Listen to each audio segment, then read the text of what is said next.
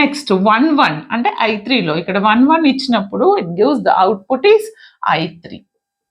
Okay, at a time 1 output మాత్రమే ఇస్తుంది. కొంతమంది అంటారు మేడం నెంబర్ ఆఫ్ అవుట్పుట్స్ ఉన్నాయి కదా అంటే, no, the number of inputs is there, but ఒక ఆపరేషన్కి it gives only the single output. Okay, based upon this logical diagram we have to reduce the Boolean form. Boolean equation రాయాలి. ఎలా రాస్తాము bullion equation మనకు తెలుసు కదా.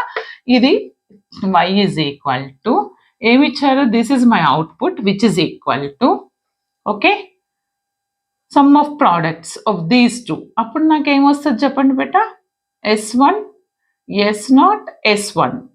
ఏముంది ఇక్కడ, S0 represents complement, 1 represent actual variable. అంటే S0 S1 with I0 plus of next